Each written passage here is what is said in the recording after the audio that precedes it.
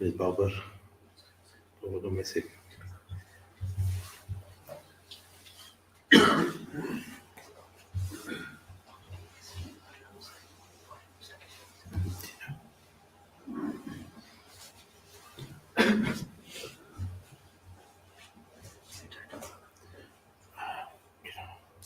Try to share the screen. You've got those pop-ups. Yeah. To run them. To share screen. Entire screen. What if you do that window? That window's not right. It's not showing. I'm not sure. I'll never do that. Never do it from Steamy Under.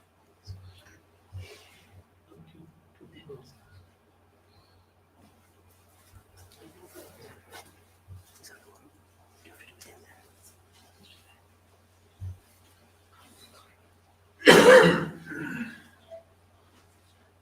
I've never used it.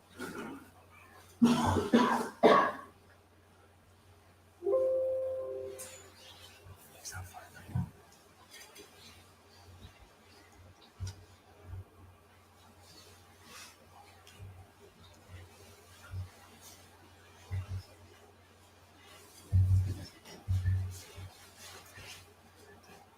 Oh, you did it.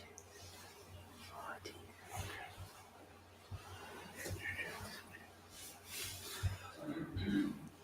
So that's not going straight.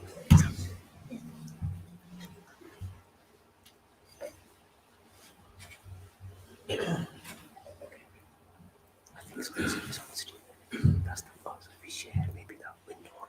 If you can see share.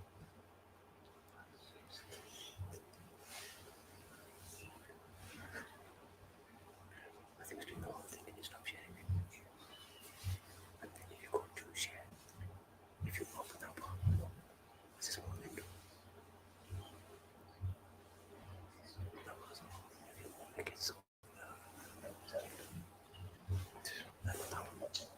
And then if you go to share, so Al-Aqsa to presentation, so the activation with that window there. You know, you selected the whole window. Yeah. So if you do share, but just that window. So if you go, you know, if you did the whole thing, so if you go back to the website, you did share. Present, you did share screen. If you do window, then you select that one there, exit door. Share now. Share now. And that should put up. Oh yeah, that works well with their live thing. If you click on that now, I think you should show. If you click on your thing again, on there. So you should have how we do and there's the share. So sharing at the moment. You know, it's when you open the link, it's easy to see when you share, when you open the screen. So this is the live link, isn't it? This is the slide link, so that's what we see. So if you do the full screen now, so if you do your full screen now, I'll copy it.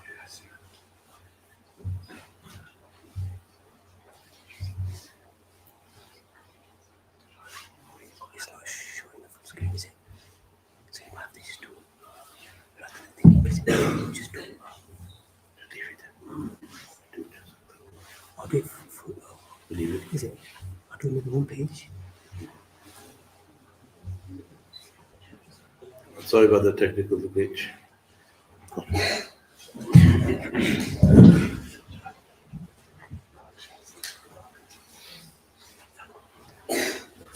أعوذ بالله من الشيطان الرجيم بسم الله الرحمن الرحيم سبحان الذي أسرى بعبده ليلا من المسجد الحرام إلى المسجد الأقصى الذي باركنا حوله لنريه من آياتنا إنه هو السميع البصير وآتينا موسى الكتاب وجعلناه هدى لبني إسرائيل ألا تتخذوا من دوني وكيلا ذرية من حملنا مع نوح إنه كان عبدا شكورا وقضينا إلى بني إسرائيل في الكتاب لتفسدن في الأرض مرتين ولتعلن علوا كبيرا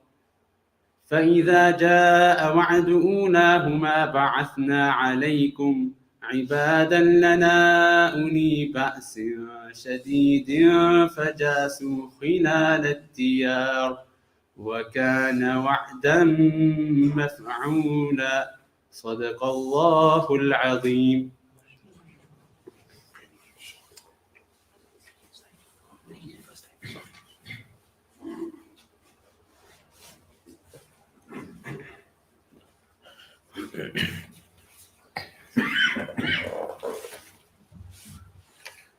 So like how we did it last time, just do share, present,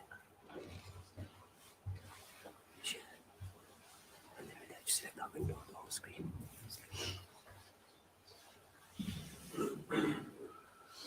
So then it'll show. Then when we do that, let's see what it does now. We need to wait for that to catch up though.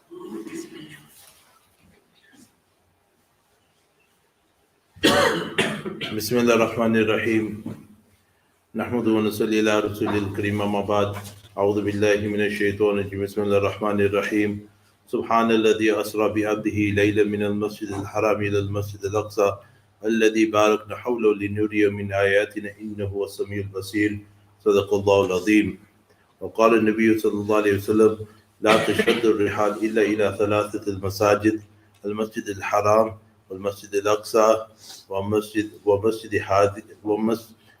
هذا ومسجد الرسول أو كما قال عليه الصلاة والسلام. My dear respected brothers and elders, first and foremost, we've gathered here just to listen to feedback of the brothers that, mashallah, went on tour last October to Masjid Al-Aqsa. So inshallah, more than for me, we're going to hear from the brothers that went. So inshallah, I'm going to call upon Luqman to do an introduction and talk about his experience about Masjid Al-Aqsa, inshallah.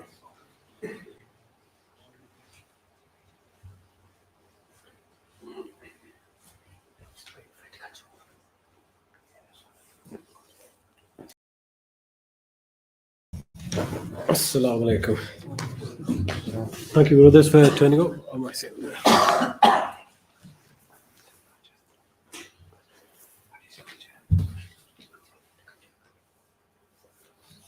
I'm having trouble reading my own writing now.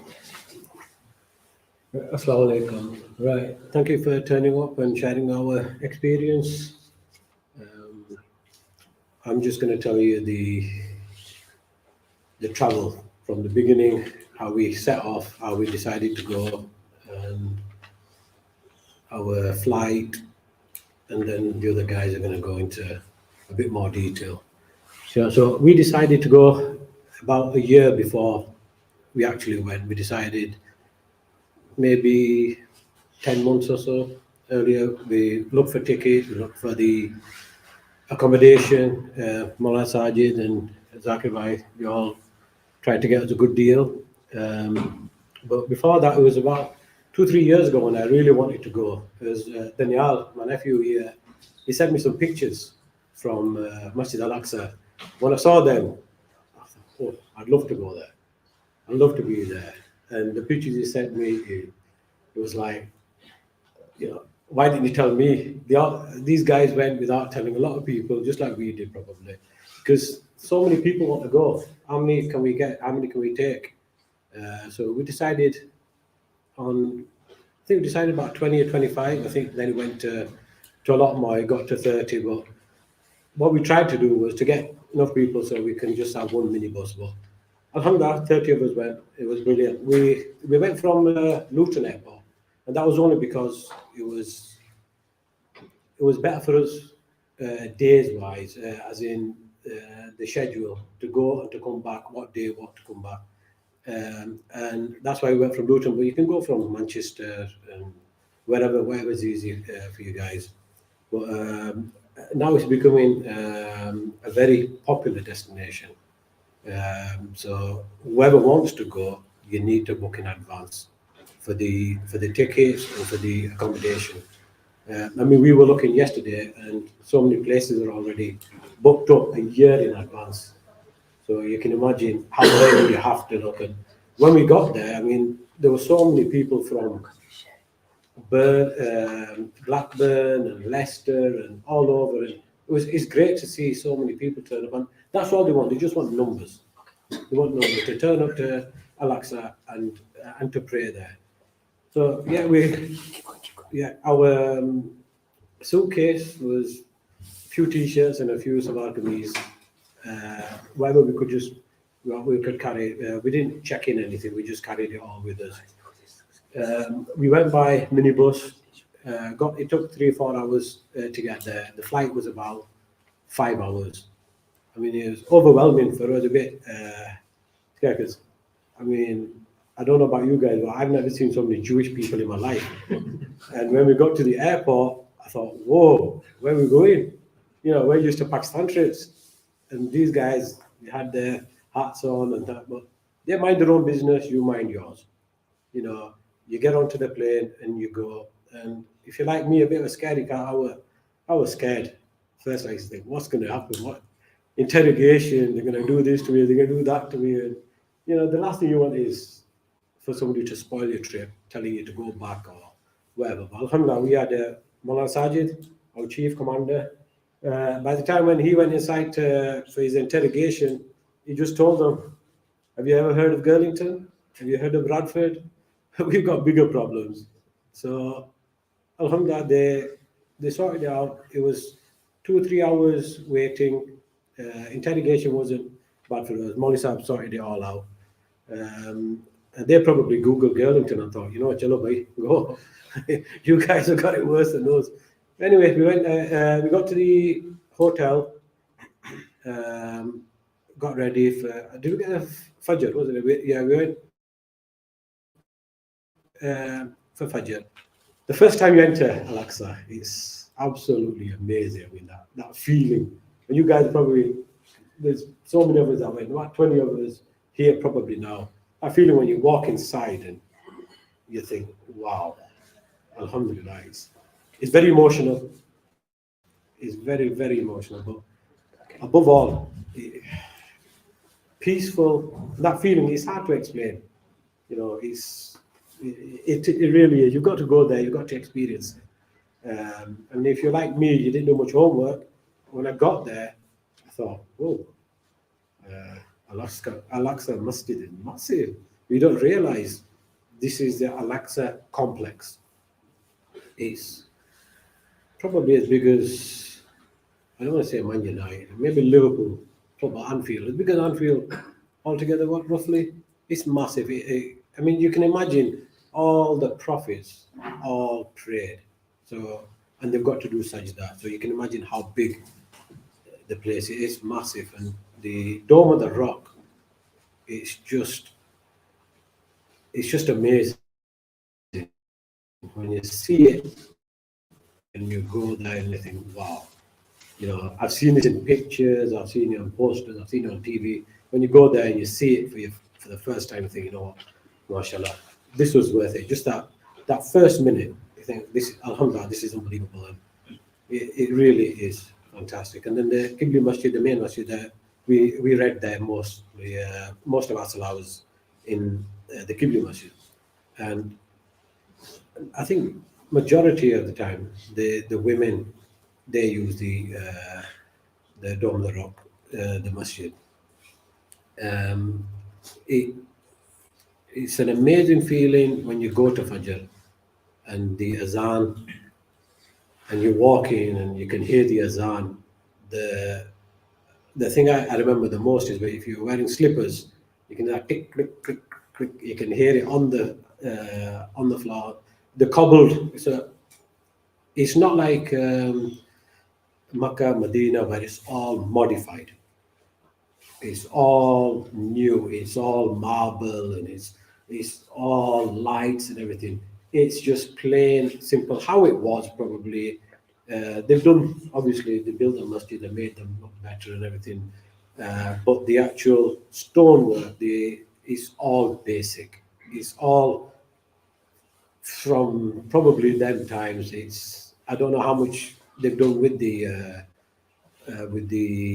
floor and the side, the walls and everything, but it's very, very, very old but well preserved. They've looked after it. They've kept it in good condition, and it's not modern, and that makes it a lot more better for us. When you go there, you just feel like, so many prophets have been here, and it's still the same. But I remember a lot of things, but I'm forgetting them now. Any questions? Ask Abbas. It says here. Did you go direct to Israel? Tel Aviv. Yeah. I went in 2007 and we had to go to Jordan. From there, Yeah. We went direct to Tel Aviv. From there, we went straight to Jerusalem. It was, I think, about an hour's drive. Tel Aviv. It's not bad. And the roads are always clear. The roads weren't ever a problem. It was just fantastic. We had a coach, and it was very, very, very simple, easy. It's just time consuming. So can you imagine, you went from Fajr and we got there in Fajr. So it's roughly how many hours? 24 hours? 24 hours roughly. If they're ahead, maybe 22 hours. It took us to get there. And to pray. I'll give you, we went there in 22 hours. I'll give you a little story. When we were there in the masjid, me and Tisham, we went a bit early. I think it was Jummah Salah, and I wanted to make sure that I definitely got a place. So I was early bird. I went there at 10, 11 o'clock. We went there, sat there, thought, I don't want to miss this. I've been waiting for Jummah over here. There was a load of lads there, sat, maybe about 20 of them. About 20 of them, they were just lying around and minding their own business, but there were some of them lying down, some of them sat up, and some of them they're on the phones talking, and this old man came and shouted at them. Shouted at them, and we didn't know what was going on. They were, I don't understand the language, so the Palestinians, leave them. Please leave them. And they had a conversation. And anyway, I asked the guy, I says, what's happened? He says, these guys have set off 12 o'clock last night to come to the masjid to read Jummah. So I thought to myself, 12 hours, they set off, they've come here, and they've come here so they can read Jummah. How hard is it for them? So they live there, around there, or wherever, close, local, or maybe, say an hour's drive or whatever, but our drive is 5 hours, 6 hours. They get checked out. We've got a passport, we flash the passport, and we get through. We don't have any issues. They stopped us, but it was 5, 10 minutes, 15 minutes. We're from England. Well, they call it Britannia. We're from Britannia. We got a passport. These guys they were 10 hours, 12 hours, just so they can read namaz over there. And I thought to myself, we go on a plane, we fly, we go to the airport, we come off the airport, we get interrogated, we come down. Once, these guys have to do this every time they want to read. It's very, very, very unfair. And that's what this guy was saying. Please leave them, let them lie down, let them have a rest. Because they spent here 8, 9, 10 hours in the masjid. And that was shocking. You don't see many like 20 to 25, 30-year-olds. It's always younger or older. where these guys are, they're not allowed in. They're not, you know, we can just go in at any time. So on ziyaras where we went, we were allowed in, they weren't. They, you know, they live on the doorstep and they can't go in. You know, and it's very, very sad. I don't want to go into the occupation side or anything. It's, we all know how they do. This is our trip, our experience that we had. I didn't get any problems with any guards or anything. The only time I had problems when I took it to shower with me. I don't know what they had against him, but every time he went, they stopped him. They stopped him and they searched him and they got his passport on. That guy was saying, every time you come, every time I'm going to search you, every time. And I said to him, I said, I'm not coming with you. I'm not going from the other gate. You go yourself. But he says, they keep stopping him. But myself, alhamdulillah, I had absolutely no problem.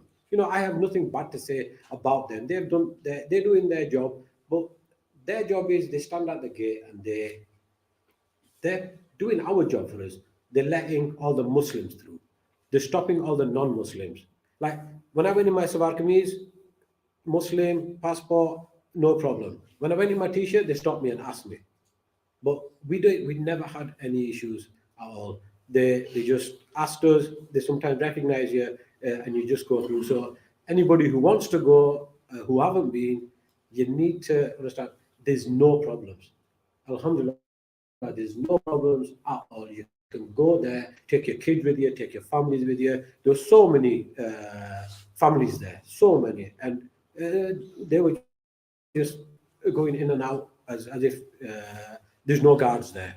You know, so you need to go. Everybody, anyone who has a chance to go. Molisa will tell you if there's anything else going and any other trip going, you know, and you know, you can give your name in as early as possible. The hotel that we stayed in, is that run by Palestinian? It was a Palestinian hotel. Saji? Yeah. It was a Palestinian hotel. Yeah. No, yeah. Yeah. It was about. Every one of you were interrogated or interviewed individually? No, we weren't individually interviewed. Molasa was the main. We'll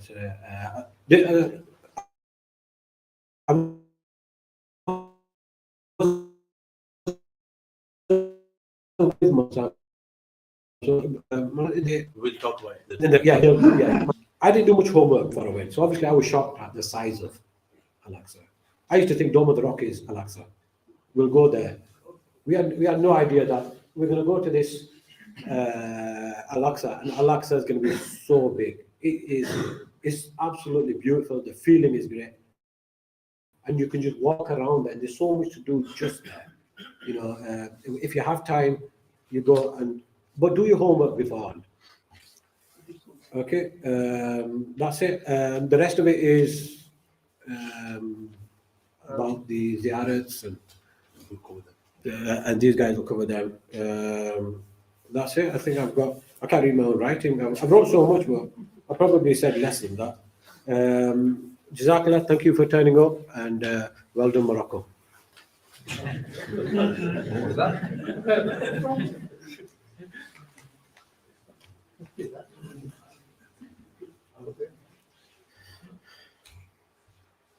Hopefully we've got it sus now. I'm just going to share a screen of what we've been doing. Window. Stop sharing the window. Stop sharing the whole screen. Yeah, stop sharing.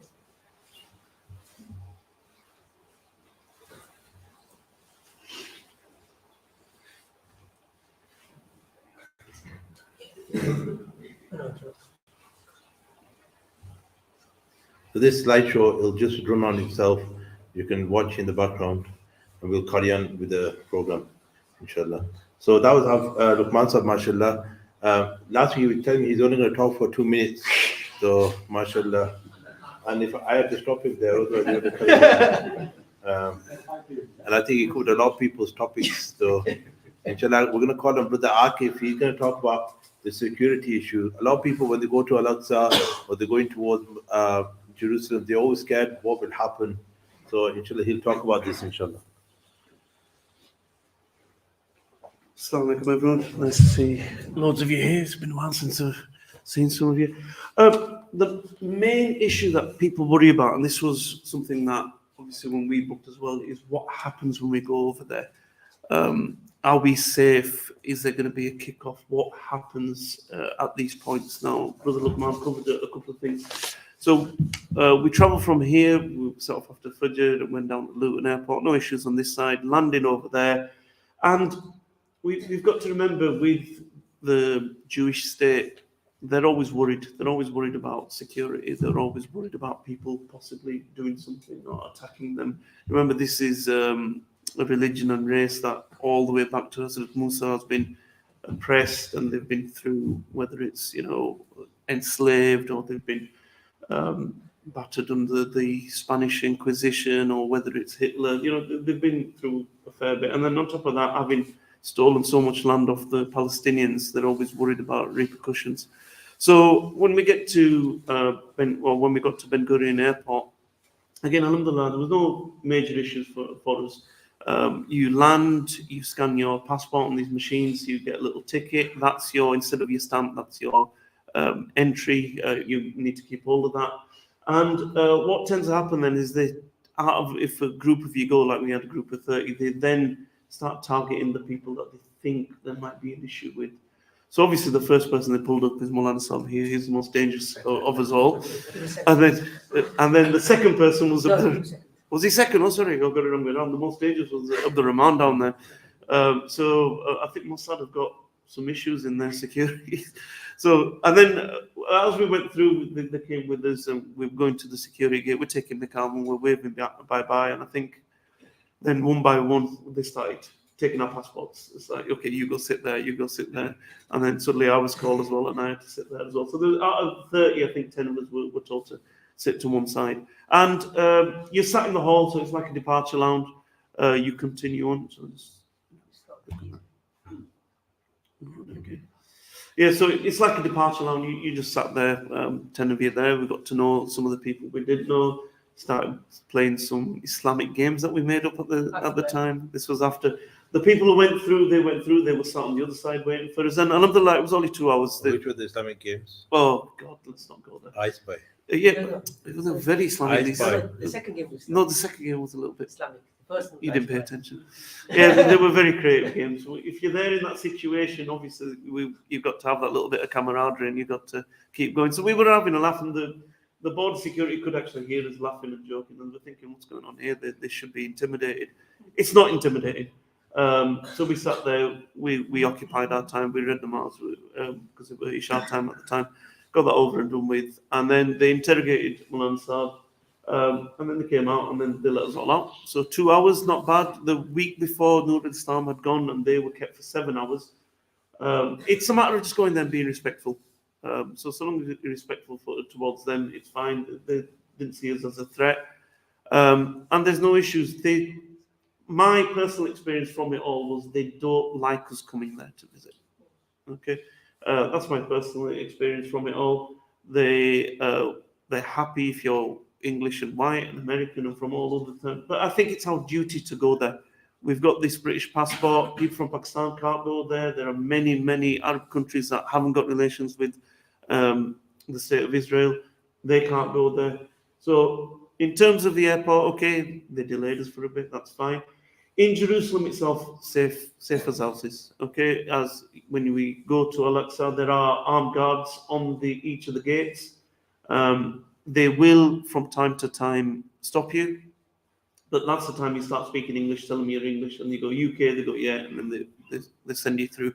I think once I was on my own, they stopped me. Me, Abdurrahman, and Muhammad Abid were often together, and we sort of basically learned a trick. As we approached the gate, we started speaking English. So we were talking about the weather and just making up random topics. As soon as they heard we were English, it was not an issue. I think another time we had some bags with us, so they decided to stop us and search through the bags. And I thought it was quite funny as the guard just pulled out the Palestinian shirt, and we were looking at it, one of the things I bought, and then just slowly put it back in. We're like, all right, okay. So again, no issues in East Jerusalem.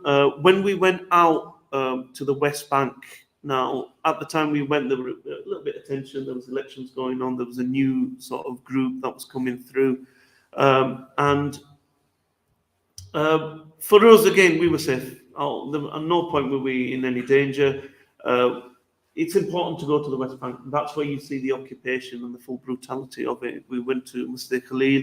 There's a checkpoint right in front. You can see the confiscated houses that they've taken. There are streets that Palestinians are not allowed to go down. And you can see the poverty and the sort of issues they've caused there. But again, no issues for us. We did go to, was it Nablus on the way? We saw some kids they were running away. They'd thrown some stones at some soldiers, ran around the corner, and then the soldiers chased them, and we heard some gunshots. I think that was the nearest and most dangerous bit we came to, and at that point, the coach driver put his foot down and got us out there, really. Other than that, and again, that was just a random thing. At all points, the Palestinians will make sure that you are safe. They've told us time and time again, it's their fight, it's their duty to keep Al-Aqsa safe. And for us, we are guests there. They were happy to see us. And I think the reason why they're happy to see us is because we haven't forgotten about them.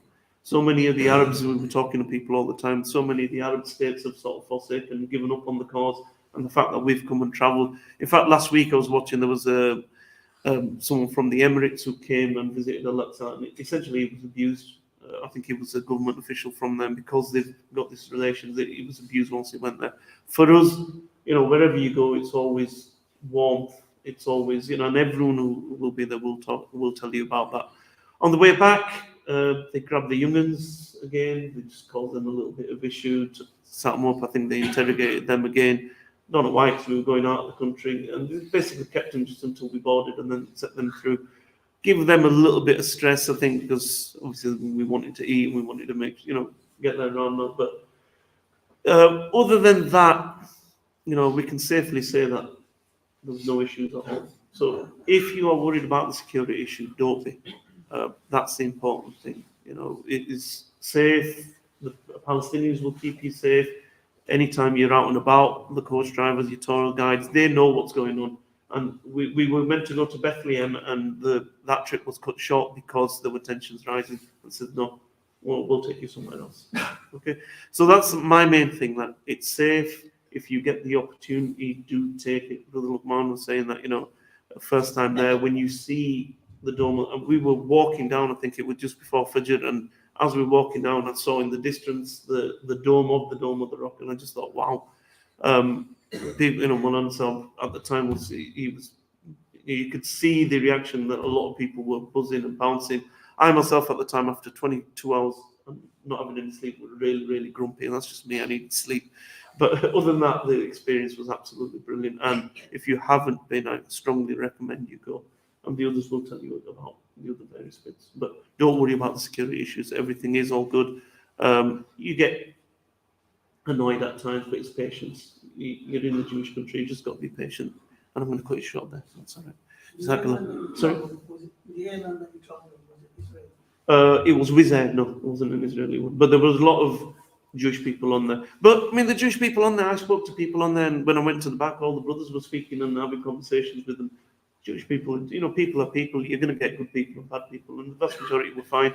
We spoke to Jewish people there, fine. The vast majority were fine. There were one or two who gave attitude and a little bit of argument, you could see it in them. But otherwise, we didn't tend to interact much with them. We were with the Palestinians most of the time. So alhamdulillah, it all went. Any questions about the security? Are we all good with that? If you get the chance, please go. It's important. Okay.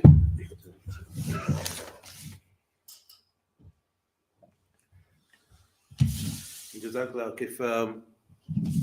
The security, what happened was when we landed, they pulled up Abdurrahman, and then they also pulled myself initially, and they took our passports, and then they just pulled us to a side.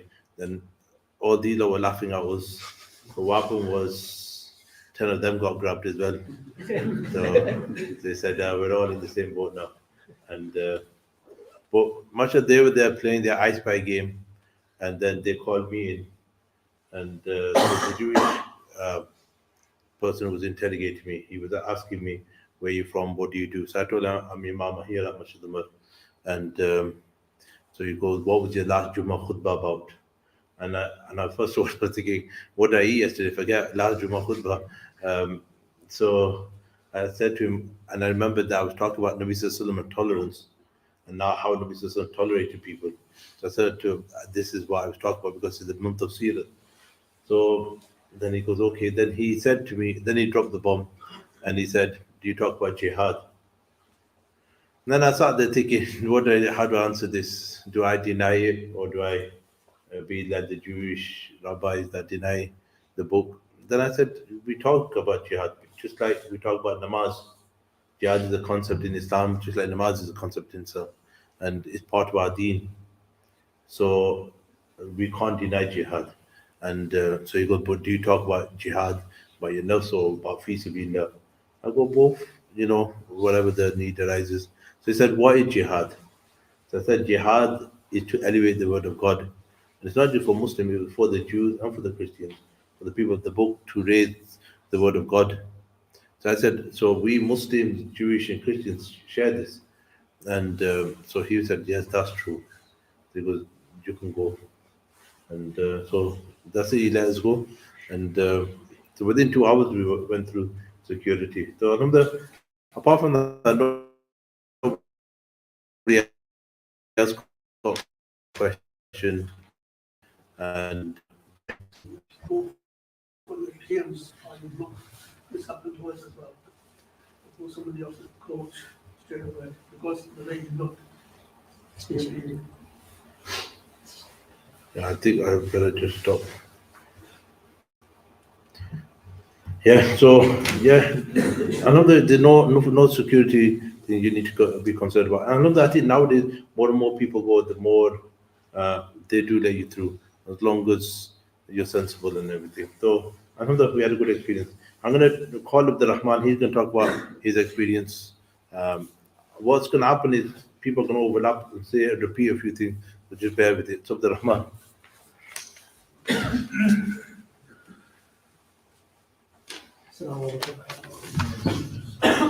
The thing that I was going to talk about is Qurba Luqman, so thank you very much. I'm only kidding.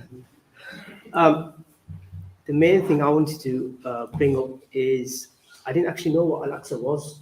I thought it was just the masjid that we prayed in, which is called Masjid Qibli. It turns out that's not Masjid Al-Aqsa. Masjid Al-Aqsa is the whole compound. And so all this time, I've always thought it was Masjid Qibli. So we've got a slide, I think. What's wrong? Yeah, so can you The last slide that we just seen. Is it this one?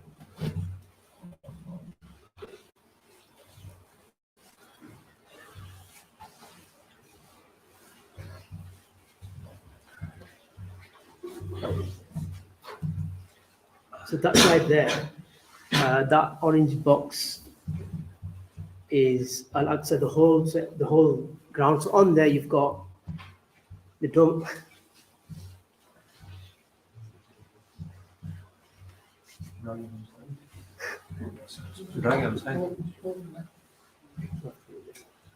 Yeah, so you've got Dome of the Rock and Qibli Masjid. So all our salahs are done in the Qibli Masjid. But my main point, yes, the thing I learned was that whole compound. So anywhere you read in that compound, you get the reward of praying in Aqsa. And the other thing is, the only part is everything's preserved. So that was the biggest thing. So anywhere else you go, cities, they built up around and everything's disappeared, but like a lot of things there are preserved. So I had a few facts about Dome of the Rock, a few facts about Masjid Qibli, but I'm not going to mention, it's going to take too long. But that's my main take from it is Al-Aqsa compound, what it encompasses, and everything's preserved. So that building, Dome of the Rock, when it was built, it is as it was from that time. What time was that? 1,000 years old, isn't it? It was built by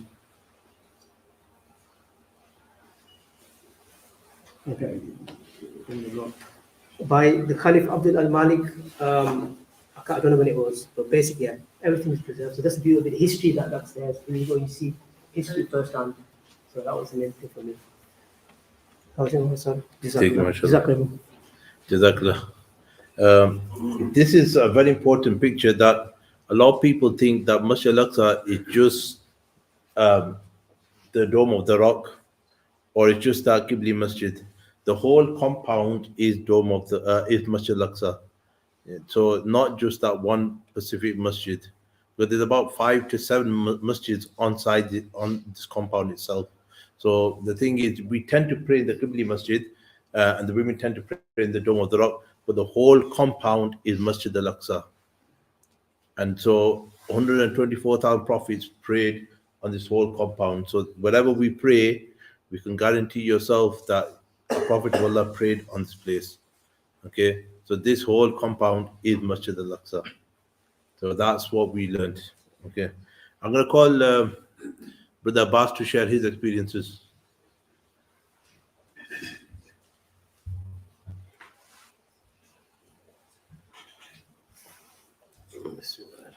Assalamu alaikum. My experience in Masjid on our trip was really good. A really good time. It's got a couple of points. There's two main experiences I had.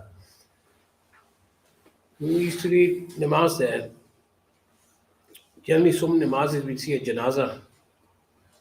So a couple of us, me and Khalid and Saqib, we followed the janaza out. We followed it to the burial site. MashaAllah, we helped out as well in the burial. It was really good, MashaAllah, good experience. Had a good see how it's done over there. It's a bit different from here. It's like just like a little tomb. But it was really good. Another point was when we were walking out one day after Fajr, we'd go finish Fajr and then we'd sit down in the masjid for a bit. It was Munasab, and we talk about our daily, what we're going to do in the day. And after that, we left. The group used to split up. Some of them would go forward, some would be back, and we got caught behind. And as we were walking, we seen some children going to school, and we noticed one child was walking with his dad, and he was revising his sabak. We questioned his dad, and he was a little young children like these little kids that we have over here, about 4-year-old, and he was Hafiz of Quran, mashallah. But he was 4 years old and he'd learned 5 siparas. So it makes you think, how long did it took him to learn 4 siparas? So, them 2 experiences I had. Jazakallah. Can we call on Zakir, inshallah? He can talk about the distribution that we've done.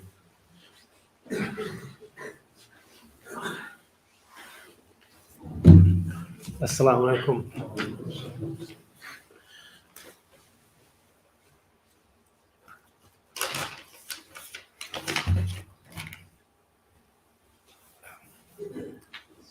Maimuna bin Sa'd radiyallahu anhu relates that she asked the Prophet sallallahu alaihi wasallam, "O Messenger of Allah, tell us the legal ruling about visiting Baytul Muqaddas."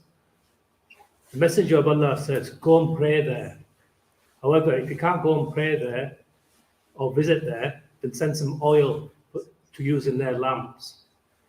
Obviously now they don't use oil, it's more electricity. So with that in mind, and only within the group, we asked the families just within the groups to donate money towards it. There was no set amount, but we knew from last time when Maulana Sahib went with this group, they raised about £10,000. So there was no pressure on us to raise that much money. All the group members managed to collect some donation, but obviously they kept it to themselves. We didn't know what the amounts were. It wasn't until we actually counted the money that we realized how much we had actually raised.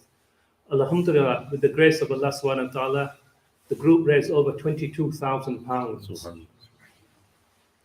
Now, it's a bit of a scene, so like counting all that money, it looked like we were doing a drug deal there with all that money on the table and everything. And again, we didn't have no plans as how we're going to distribute that money. So we did mashara with the Maulanas that were there, Sister Abri, who came with us as well. And she actually informed us that the last group that they came, they actually donated food parcels to the families. So rather than us doing food parcels to them, because it will just overload everything, we decided on something different. And she mentioned that winter was coming. As you can see now, it's getting really cold. It's same over there. So blankets, thick blankets or electric heaters would be good. Again, we did the mashara and that's what the group decided on. We all took her advice and thought that was the best way forward. As well as providing for the family, we also donated some money to Masjid Al-Aqsa in itself, and we donated some towards the hospitals as well. We bought over 200 thick blankets, them double duvet thick blankets, and 200 electric heaters. And that provided heating for 200 families that Sister Bree had said that they were in desperate need of. Brother Naeem, where is he? I'm seeing him there. Yeah, he also donated 4 wheelchairs to the hospital. So alhamdulillah, as part of our khidmat, not only that we actually bought the items, we also helped the families carry them to their houses. Now, these houses, they're very small and they're on mountains. So it's all our khidmat that the actual brothers actually carried them all the way up to the mountains as well, and just give them to the families there then. It was just a small token of what Muslims can do and to help the Palestinians around the world, help the Palestinian people and get a real satisfaction just to see a smile on their face and just to show that we actually care for them as well. And that's it. Jazakallah for that. How much cash one person can take from here to? How deep are your pockets? You can take as many as much. No, legally 5,000. I think it's up to 10,000 you can take. 10,000 pounds, but it just depends because every person took their own little bit of money. It wasn't all in one place. So if you took 2,000 pounds, someone else took 5,000 pounds. Nobody stopped us. Nobody said anything. And if anyone did say anything, it was for our spending money over there. We weren't going to say it was for donation for the Palestinian people or anything. It was our spending money. They can't stop us from spending anything. So no one said, alhamdulillah, no one said anything to us then about the money. I think whoever goes there, they always take some money with the intention of donating. Yeah. I mean, we had separate money, so we had money to spend, and we had the money that people had given us. So we kept that separate from everything. But if they stopped us, everything's for spending there anyway. Because I think that was the amazing thing that we didn't really go around telling people. We just family, friends, and we were surprised that over £20,000, so 3,000 will get towards Al-Aqsa and 17,000 towards the families. And alhamdulillah, may Allah Ta'ala accept. And that's not our money, that was your lot's money that we gave manat to the people there. So may Allah Ta'ala accept everybody's giving and keep on giving, inshallah, and support the Palestinian cause, inshallah. Jazakallah, Zakir, may Allah reward you. I'm going to call upon Dawood Khan to say a few words in Urdu. Share some experience. I wasn't ready to say anything. He's been said everything before me, but I'm whatever little bit.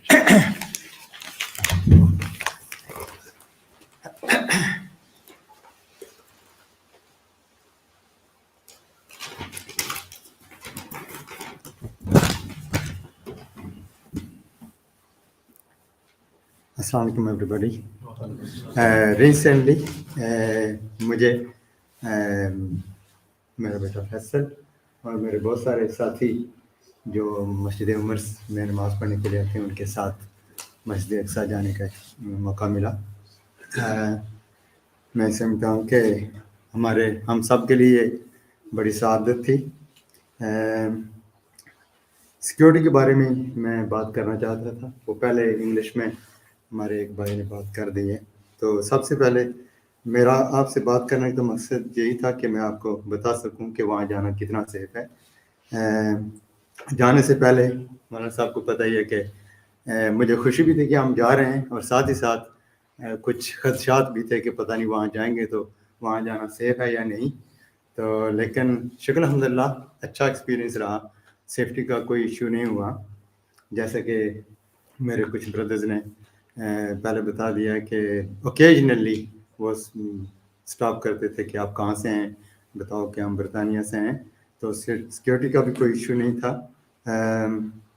मस्जिद में नमाज़ पढ़ने के लिए जाना हो या बाकी ज़ियारात पर जाते वक्त भी कोई इश्यू नहीं हुआ। तो मैं तो यही कहूँगा कि हमने वहाँ जितने भी दिन गुजारे माशाल्लाह अच्छे दिन गुजरे, नहायत हमारे तमाम दिन दिलचस्प, मालूमाती और यादगार थे, और हमें वो दिन ता देर याद रहेंगे। इसलिए मेरी तरफ से आप सब के लिए एक यही पैगाम है कि अगर आप मस्जिद अक्सा जाना चाहें या ज़ियारत के लिए जाना चाहें तो बिला खौफ व खतर आप वहाँ जा सकते हैं, कोई सिक्योरिटी का इशू नहीं। मेरी दुआ है कि अल्लाह ताला आप सबको वहाँ अर्ज़ मुक़द्दस और अजीम शान जगह पर ले जाए। अगर आप मुझे उम्मीद है कि आप ज़रूर इंशाल्लाह लुत्फ़ अंदोज़ होंगे। अगर आप इस बात का अंदाज़ा इरादा रखते हैं कि आप जाएं, तो यकीन मानिए मेरे बहुत सारे साथी हैं जो पूछ रहे थे कि हम नेक्स्ट कब जाएंगे। अवैस मुझसे फैसल पूछ रहा था कि डैडी क्या मैं नेक्स्ट ईयर दोबारा जा सकता हूं। तो मेरा ख्याल है बाकी साथी भी यही सोच रहे होंगे कि कब हमें दोबारा मौका मिले और हम जाएं। आखिर में मैं मौलाना साहब का मशकूर हूँ जिन्होंने इतना वेल प्लान्ड ट्रिप हम सब के लिए ऑर्गेनाइज किया। इट वाज रियली शानदार ट्रिप था, वेल प्लान्ड। हम और हमारे सफ़र को इन्होंने यादगार बनाया, जो कि हमें तादेर याद रहेगा। आपके कीमती वक्त का शुक्रिया। Thank you for listening. Masha Daud Bhai, I remember trying to convince him to go, and At one point I said, Maulana Sahab, can you cancel my ticket? He said, no, head on, we are going. yeah, that's what it was. And I said no. So after, जब हम वहाँ गए तो मेरे ख्यालात totally different थे। मैंने कहा शुक्र अल्हम्दुलिल्लाह हम यहाँ आए हैं, really good experience। तो हम उनका शुक्रिया अदा करते हैं जिन्होंने जो हमको। I think for everybody it's the fear factor. If we're going to go there, what's going to happen? Are we going to be in danger and all these things? So I had to just say, look, Dabai, everything booked. Inshallah, once you come by, you're going to thank me. And not thank me, thank Allah Ta'ala. Yeah, and so Alhamdulillah, everybody has a positive experience once they go there. So Alhamdulillah, the message again, keep inshallah, with Masjid Al-Aqsa. I'm going to call upon Brother Saqib, inshallah. These are the boys, the young lads that had a lots of fun there. So inshallah, they're going to share some fun with us that they had enjoyed there.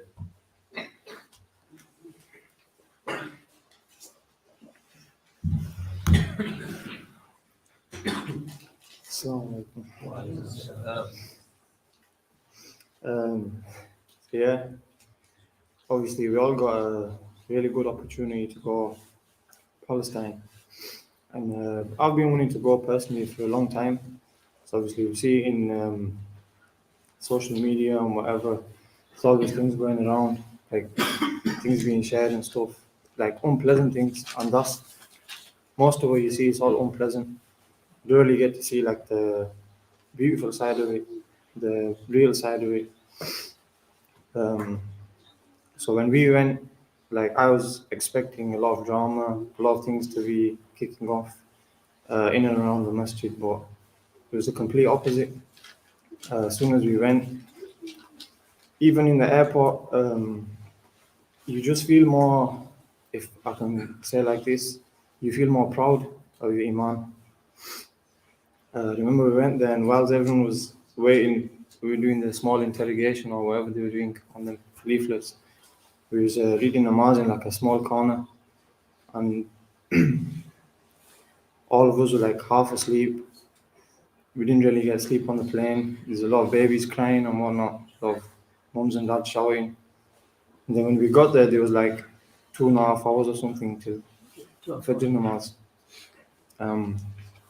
Rana Sahib will tell you, me and Reis actually sneaked out. We went to get some coffee and pastries. We came back and everyone was waiting for us. But as soon as we got to the Masjid Al-Aqsa, the gates inside, it's hard to point to words. You just, like your eyes are glowing. You know what I mean?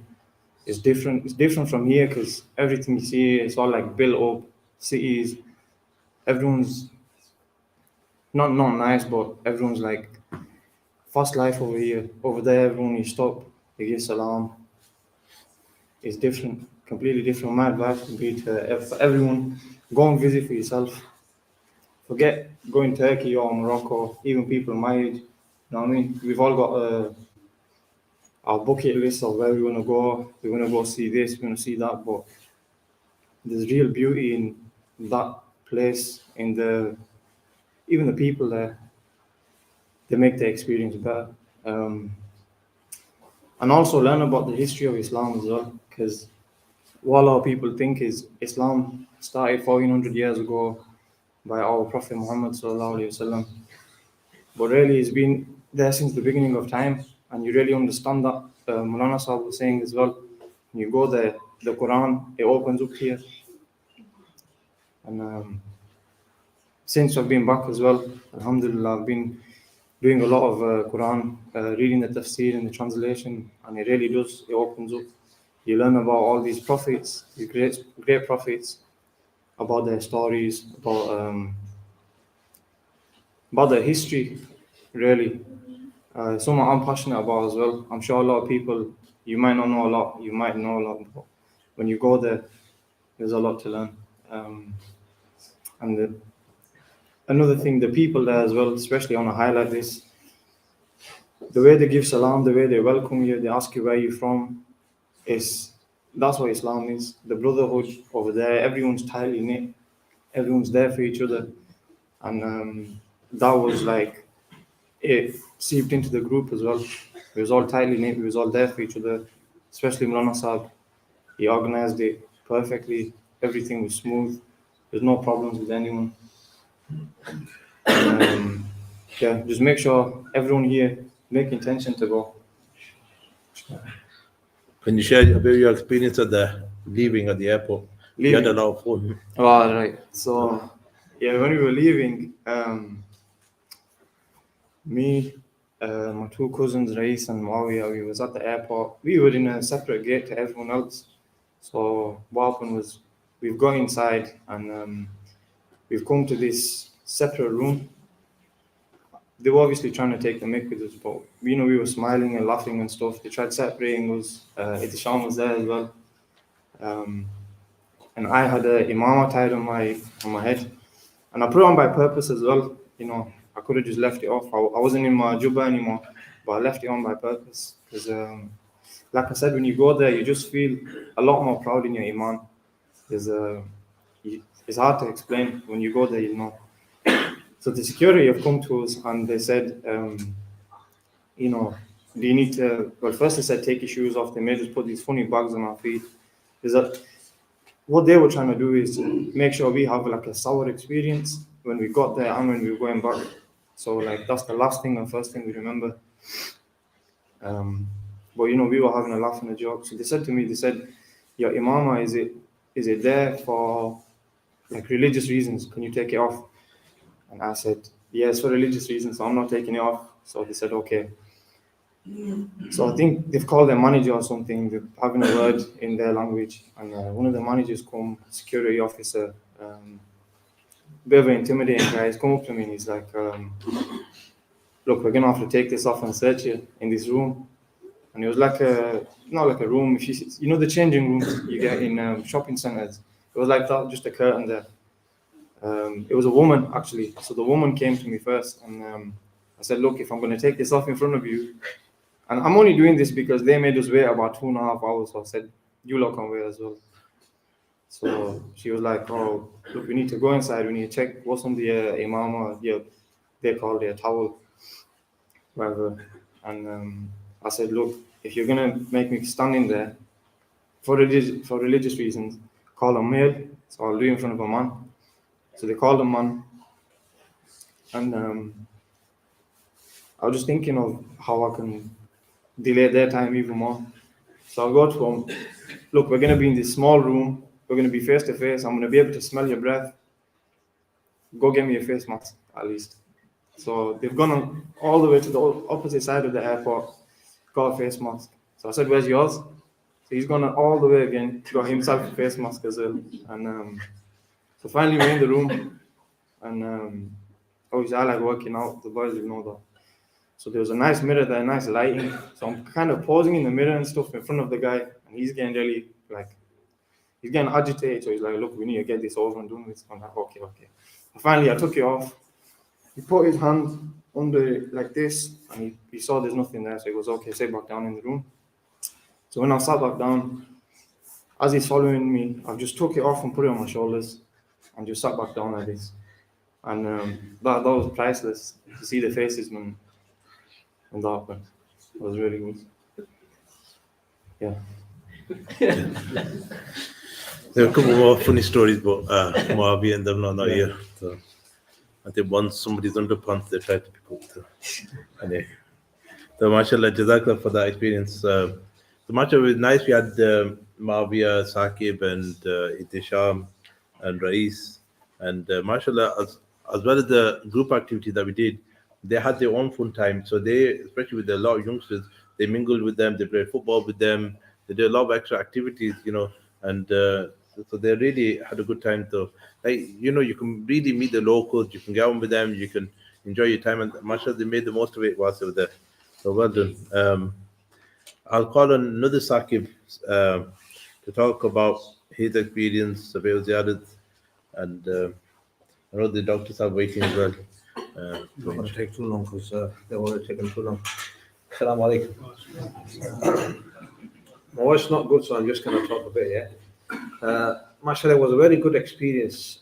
My second time with Maulana Sahib, all I can say is that people over there, wonderful people. They don't want any money from you. All they want from us to go there and pray in the masjid. That's all they want. You've seen so many people, we tried to help them, they said, no, all we want from you is just visit Al-Aqsa, pray there. That's all they want. Brothers already talked about security and also, so I'm not going to take long because I know Maulana Sahib wants to go and see the match as well, so do that there. Assalamu alaikum. More than me, it's so Jazakallah, that was a quick one, Saqib. Brother Dil Nawaz Khan. Dil Nawaz Khan, still here? No, just Assalamu alaikum. Nice to see.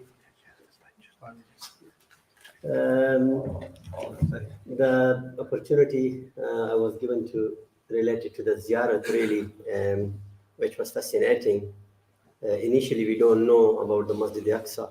Most of the time when you click on the social media, you will come up with the Dome of Rock, which is actually the part of Masjid Al-Aqsa, not, the whole Masjid Al-Aqsa. The whole Masjid Al-Aqsa is 1,404,000 square meter, the compound, and you can pray anywhere, you will get reward. The same is the brother Zakir, mentioned the hadith from Hazrat Maimuna radiallahu ta'ala anha. And it's like when you go to the Masjid Al-Aqsa and there is a wooden, rack, the hadith has been mentioned there. It is equal to 1,000 times, reward. So that was really blessed. And then we went to, on the left-hand side, when you go to Bab al-Rahma, there is a chamber of the, Maryam alayhi salam. At that time, it's mentioned in the Surah Maryam as well, that she used to get, the out of season fruits. And Hazrat Zakaria alayhi salam used to ask, and it is again, something you see. It is fascinating that it is, how come the thing is still, like pretty much at the time of Umar bin Khattab radiallahu ta'ala anhu. If you know the history, it really moves you dramatically. How they preserved all those things between the battles between the Crusaders and the Umar bin Khattab, and then later on Salahuddin Ayyubi. And when you go on the back side, there is a cemetery, of the Bab al-Rahma. There is one of the Ansari Sahabi, Abada bin Samit radiallahu ta'ala anhu is there, and he got the mastery in the Quran, and he was the judge at the time of Umar bin Khattab radiallahu ta'ala anhu when he went to Palestine. And another Sahabi who is there is Shaddad bin Aus radiallahu ta'ala anhu. He is very well known because of his tolerance. And Abu Darda radiallahu anhu also mentioned his name, that many people possess the knowledge, but he was the true who possessed, the tolerance, and also he will speak very little. That is at that time.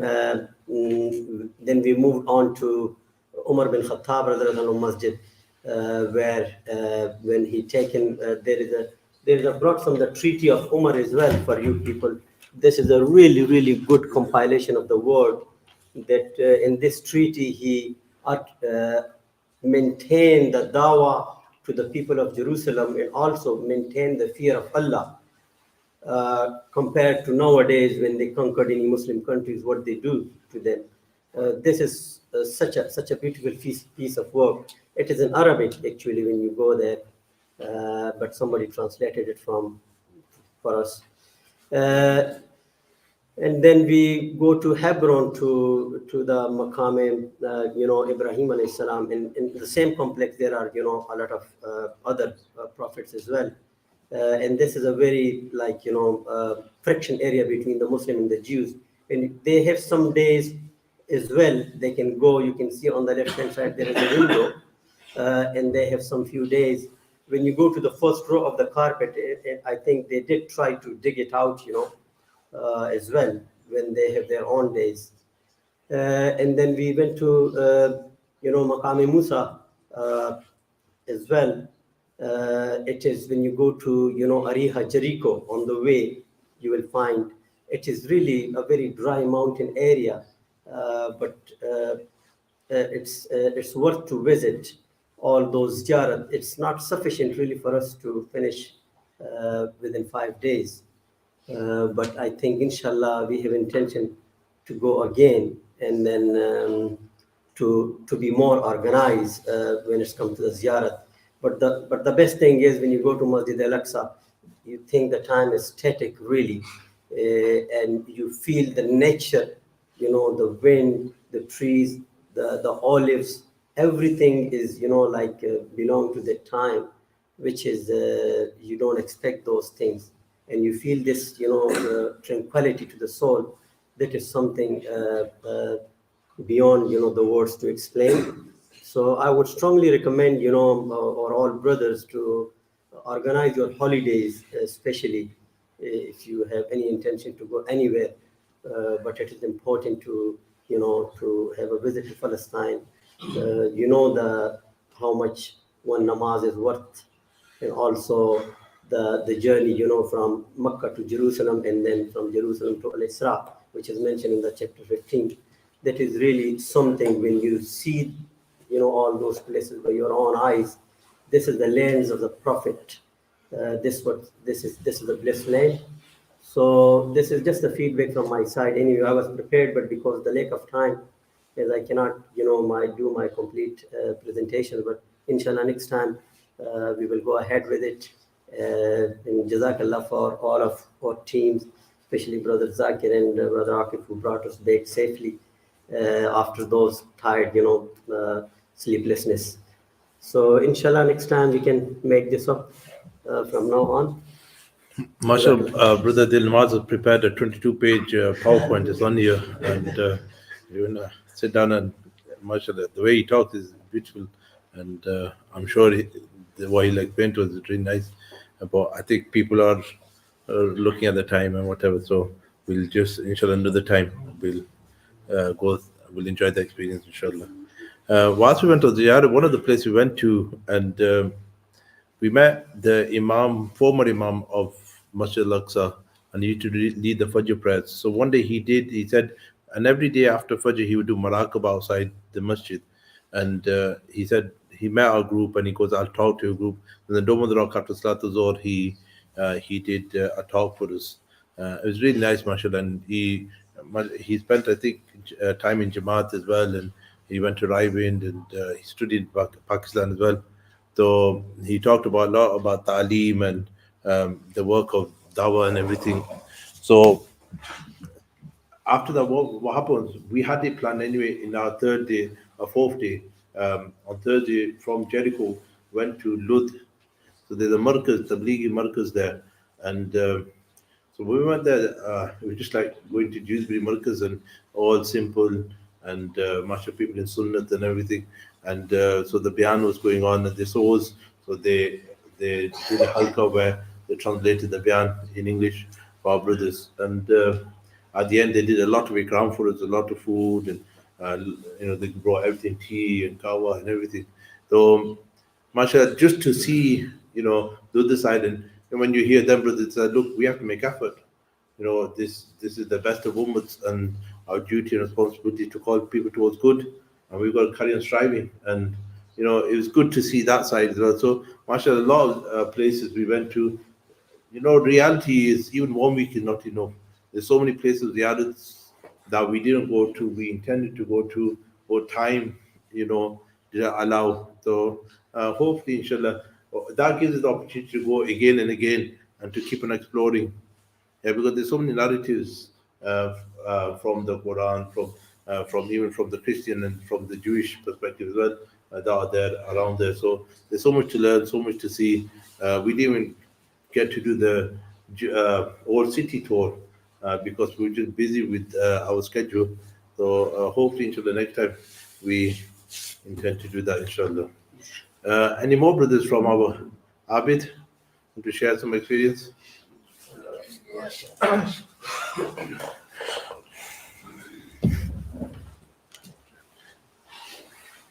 Assalamu alaikum. Yeah, most of it's been covered really. We got the chance to go. It was my second time. First time when we were in the Masjid BD5, and this time I got the chance to go with the brothers. Really good group, very mixed, and it's a really good experience. And I'd advise really everyone to try and make an effort to go. It's really important. I mean, they're not after our money or business or anything as such, and that's what keeps their hopes going. Because people are really, they're doing all the struggles and all the effort. All we have to do is basically just to go there, make that effort and go. And like the brothers have said before, reading in the books or looking at clips or anything like that, it does not bring it to you. Even if it takes you 10 hours, 20 hours, the moment you get to Al-Aqsa and you read that namaz, all that time just goes away. And you feel really good. And best advice is basically, inshallah, just to make effort and go. It's much better than going any other places. I mean, all of us have been everywhere, Europe, Pakistan, there, everywhere. But the experience here is really good. A lot of people go to, obviously, Hajj, you have to go, and people go to Umrah. But this is just as important, if not more, really. So we all need to try and make an effort, and inshallah, go. Anybody else from our group? Munaj and Yusuf? Sure. Zaifa? Anybody else? Inshallah, just quickly wrap up, inshallah. So, like I said, and all the brothers have expressed that we should all make intention to go, and we should take our family members as well. And actually, nowadays, lots of groups go. I know even today, Ilyas Master, he texted me that on the 23rd to the 29th of January, they're going £995. So it's for families. Okay, so I know it's in January, school time, but he's taking a group. I think Manafaz Dalsab is going to lead that. So there are groups going. If you need any more information, come to us. Alhamdulillah, we want to announce that we made the intention that for Masjid Umar, every October, we're going to take a group, hopefully of about 50 people. Yeah, so the costing might be about £800-900. We only charge whatever it costs us. We don't make any profit out of this, these groups. So whatever it costs, just like Jamaat said, what we do, everybody puts in the money in the pot and we all just share everything. So that's how we work. And so whatever it's going to cost, that's how we're going to do. So already much of the brothers, a few of them, they've started doing the investigation and they're getting some quotes.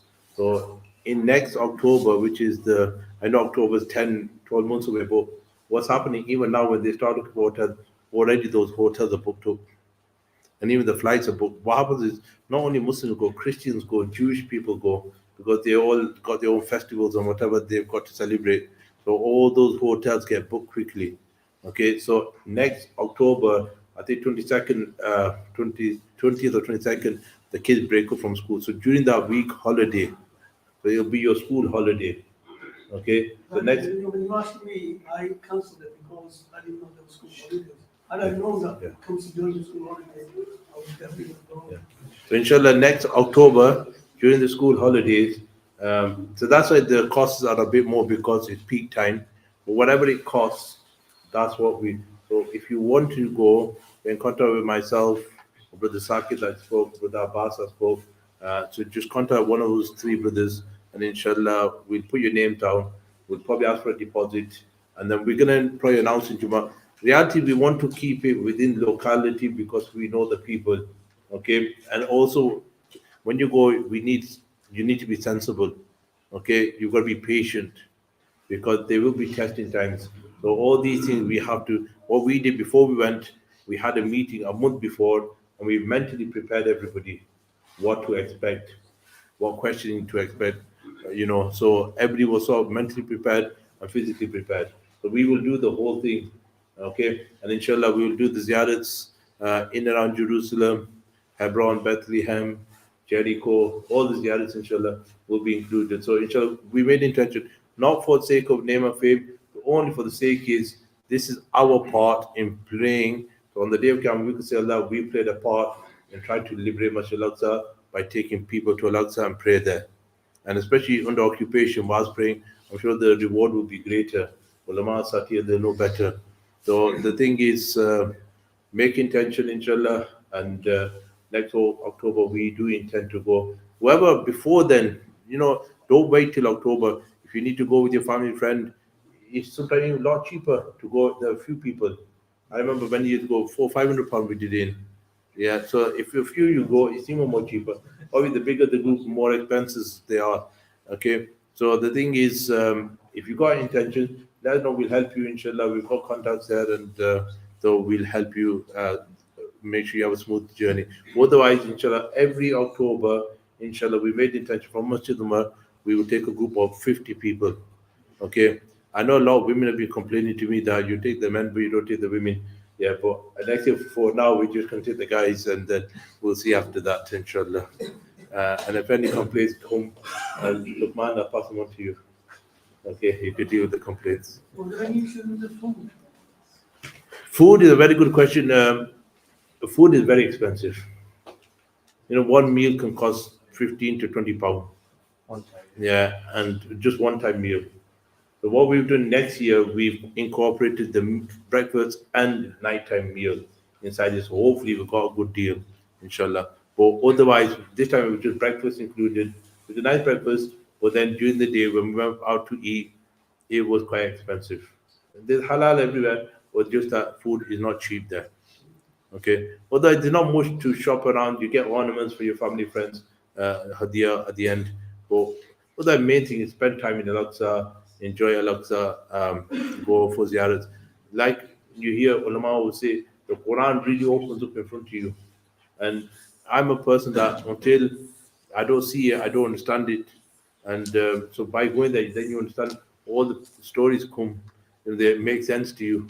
So like that. So what we try to do on the journey as well is to tell people the references from the Quran and the stories from the Quran as well. So inshallah, may Allah Ta'ala accept our journey. This is just a small feedback that we try to so that just to get people to understand that first and foremost is very safe. Reality is we don't face the persecution goes on every day. Hardship for them go on every day. I get everyday messages from there, and unfortunately, what they go through every day goes on in and around Al-Aqsa, but we don't see it.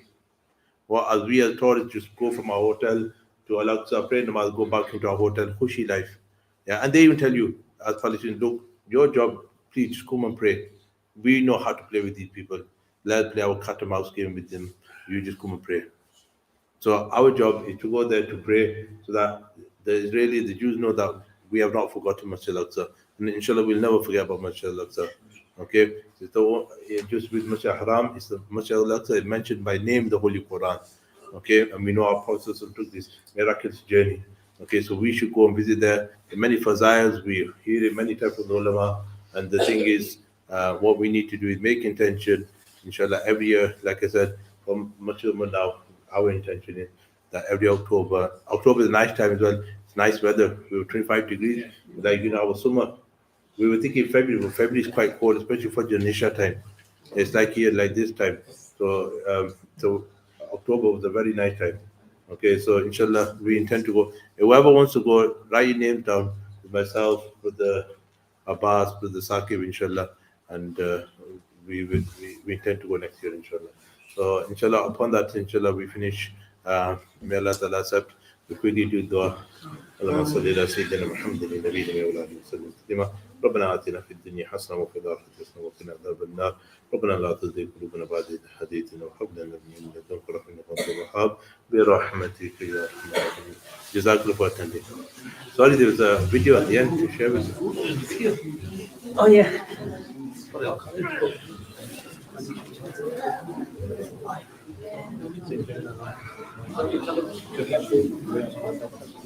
Why is there food for everybody, inshallah?